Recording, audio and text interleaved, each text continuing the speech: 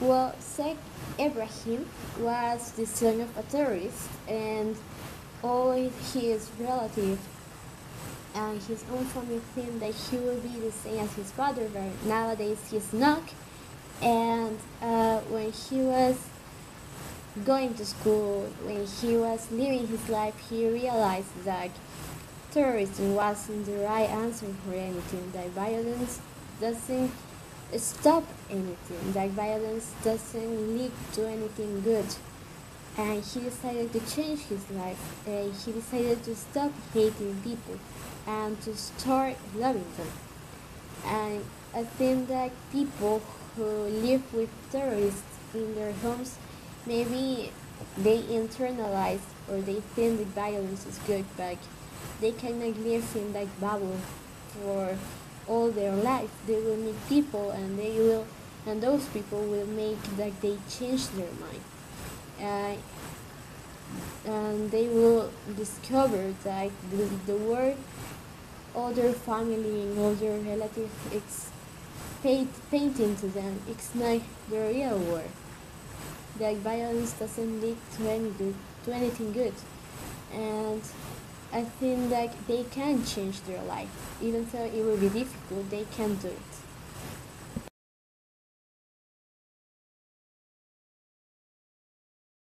Well, the motion for today is this house belief that children who are son of terrorists can choose a different path. Well, first of all, let's define what terrorism is. Terrorism is commonly defined as violent acts intended to create fear, perpetrated for an economic, religious, political, or ideological goal, and which deliberately target or disregard the safety of non-combatants. Well, knowing that, let's begin with my first argument. My first argument is that someday children will get tired of violence, and because of the amount of violence they receive every day and they see every day, they will give up on continue living in the path they are living. Children who are directly and indirectly involved are particularly vulnerable to the far-reaching impact of terrorism and disasters. What good terrorism can cause to children when they are child? Well, they can have post-traumatic stress disorder. They can disrupt consciousness and contribute in intense grief, changes in sleeping or eating patterns, and extreme cognitive impairment may appear in severely affected children. Other symptoms can include depression, anxiety, increased startle response and arousal level, irritability, sleep disturbance, safety and security concerns, restlessness, social isolation, aggression, peer rejection, bullying, school absences, and declining academic performance. And we are not mentioning the psychological tricks they can suffer because they think that violence is normal. And I think that living in a world of violence is not good for them. Someday they will get tired of it.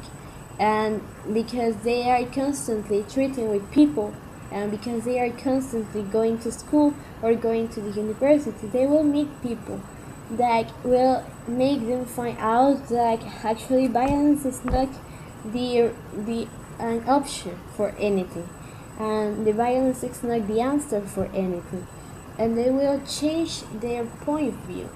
And really a live proof of this is Sheikh Ibrahim, that changed his life. Even though everybody thinks that he will become a great terrorist, he actually nowadays is defeating terrorists. It's trying to change everybody's mind. I think that maybe nowadays they are not, because they are children. they don't have enough conscience to think what if they are doing the right thing. But if they continue growing up, they will like reject violence, and they will think and they will know that they can choose what they want to do with their life because it's their life. And I think they will realize that violence is not the answer for anything.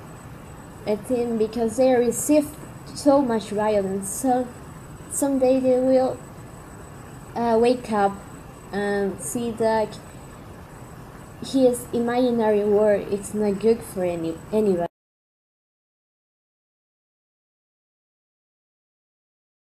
Well, some opposers think that people who grew up in an environment of violence cannot change their life because they have internalized that violence and they think that it's normal and they think that it's good, and they will reproduce the same acts with their family, and that they cannot like quit that world where they are living. And I think that can be that's a weak argument because I think everybody can change their life. It can be difficult because it's true that if you have lived 10 years living in that violent world, you can think that it's normal and it will be very difficult for you to go out from it. But if you have if you are like, if you think that it's not normal, that it's not good, and you have put that change in your mind, I think you will be able to do it, especially if you have the help of other people. For example, the case of Seth, he was able to overcome those difficulties because his mother was like helping him, and because his mother have also realized that hating everybody was not good. And I think everybody can change as long as someone else help it, and as long as they think that they can change. So it doesn't matter if you have lived in a violent place a lot of time, as long as you think that it's not good, and as long as you think that you want to change, then you can change.